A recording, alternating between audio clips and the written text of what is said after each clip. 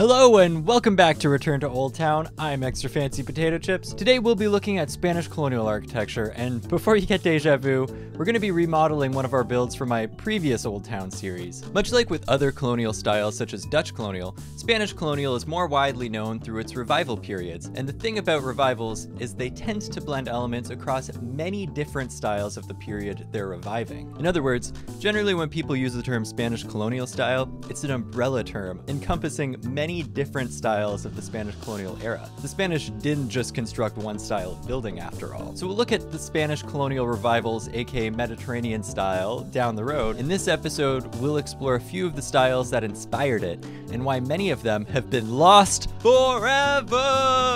Let's get into it. But first, these videos do take a considerable amount of time to research and produce. So if you do like this content, please consider showing your support through my online art store at oddlyoaktree.com. Use the code EXTRAFANCY to get 15% off your first order. Once again, that's oddlyoaktree.com. Find that link in the description. The Spanish Catholics in Europe had just reconquered Spain from Islamic rule in the 15th century. The previous Muslim leadership were the Moors, and though they were no longer in control of Spain, the Moorish style would continue to have an impact on Spanish architecture and design. With that said, Catholicism would grow to have a much larger impact. In response to the Protestant Reformation happening in Northern Europe, Catholics, in particular the Jesuits, began to build highly decorated cathedrals designed to inspire awe. This elaborate and theatrical style is called Baroque architecture.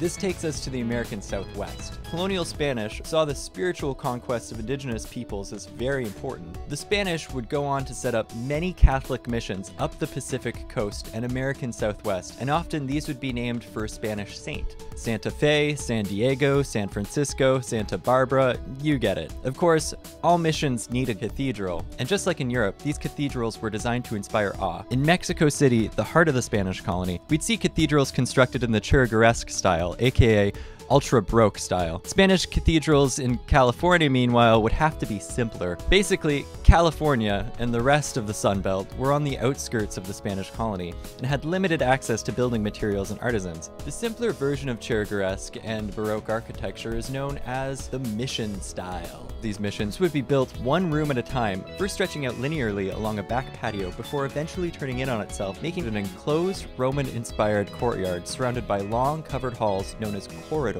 Doors would open into the corridor rather than between rooms, and each room would focus on different need of the mission. Doors were usually no more than 5 feet high and were attached to the structure not by metal hinges but by pintles. As for windows, the Spanish didn't use glass, instead using wooden shutters that opened inwards. On the Pacific coast, roofs were generally low-pitched with clay tiles, much like in the Mediterranean. The roof would generally be one continuous gable over both the home and its back patio. Further inland in present-day New Mexico and Arizona, it was more typical to find flat roof construction. Although indigenous peoples independently invented similar flat roofs, the Spanish first learned of the technique through the Moors. For these buildings, you'd see rain spouts jutting out of the building's parapet. That's the short wall lining the roof. These rain spouts are not to be confused as exposed roof supports. Exposed roof supports come to us via the Pueblo people. The term Pueblo is Spanish for village and originally was used to refer to the complex multi-roomed earthen buildings built by agrarian indigenous communities across the American Southwest, though later the term would be used to collectively describe the indigenous people themselves. Should note that there isn't just one Pueblo people, but several nations that built similar houses and thus were collectively known as Pueblonian by the Spanish. Pueblo buildings are primarily made out of adobe, often with flat roofs and an emphasis on exterior living spaces. There are around 100 Pueblos that are still lived in today. Not to mention this style has seen its own share of contemporary revivals, and elements are often incorporated into Spanish revivals. Pueblo homes are built with poured adobe, a technique called cob construction, while the Spanish used adobe bricks, protected by a layer of mud plaster or stucco. Over time, the mud plaster used to protect the adobe bricks would be washed away by the elements and need to be reapplied. This, by the way, is why adobe buildings tend to have rounded corners. But this is also why many of these buildings have disappeared completely. As the Spanish Empire declined, many buildings would become abandoned, and since there was no one around to reapply the washed away mud plaster, the exposed adobe bricks would separate back into mud and straw and and these buildings would literally melt back into the earth. As the Spanish Empire declined and trade increased with that new English-speaking republic on the East Coast, more on them in future episodes, we would see a growing Anglo influence on Spanish architecture. This included the adoption of our friend, the double-hung square-pane window, and the replacement of many flat roofs with English-style hip roofs. This style that blends English and Spanish elements would later be called the territorial style. Finally, the front porch fad would find its way into Spanish homes, but rather than being built on the main floor, these would usually be cantilevered off of the second floor. This design trend would eventually be known as the Monterey style, named so for its prominence in Monterey, California. Alright, so let's look at this dang thing I'm building. Of course, this is the one and only Custer's Market. So there's not much to say about this lot. It's a single room with a clay tile roof.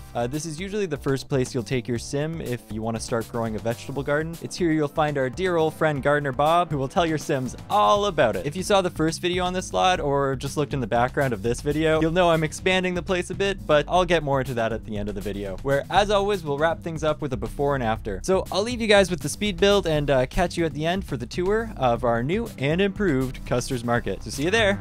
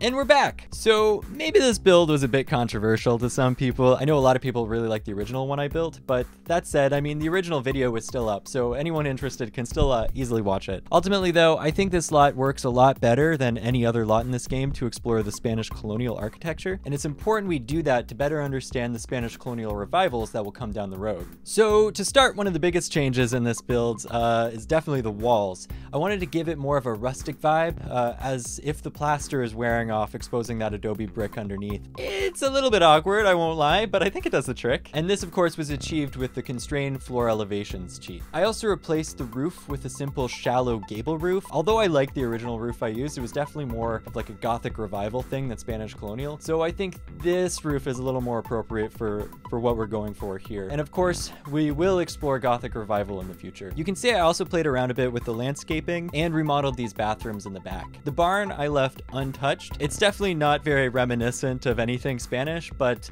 we'll just say it was built much later. So on the inside of the shop, I added a bit of decor to pay homage to the style's Moorish roots. You can see I also replaced the canvas awning above this side section with some wood, just to make it blend more with the rest of the design, but also to improve visibility when your Sims are under there. And I don't think I have much else to say about this. Now, I know I've been absent from posting for quite a while. I do apologize, and I can understand it being a bit of a letdown for me to finally come back back with something that's barely new. Let me say, the next episode is easily my favorite build yet, and the best part is, I've already finished editing the dang thing. So, I'll be uploading that one as soon as I finish uploading this one. I'm really excited to see what you guys have to say about this next one. I'm pretty proud of it. Furthermore, you can now follow me on TikTok at Oaktree. I've been posting this series as 3-minute shorts on there that focuses on the historical aspects of these videos, and because of that much shorter runtime, I'm able to upload these videos much faster. So if you want a sneak peek of these episodes before I upload them on YouTube, you can check me out on there. Once again, that's at Oaktree on TikTok. So thank you all for watching. Please like and subscribe if you haven't, and consider sharing this with a friend who loves architecture.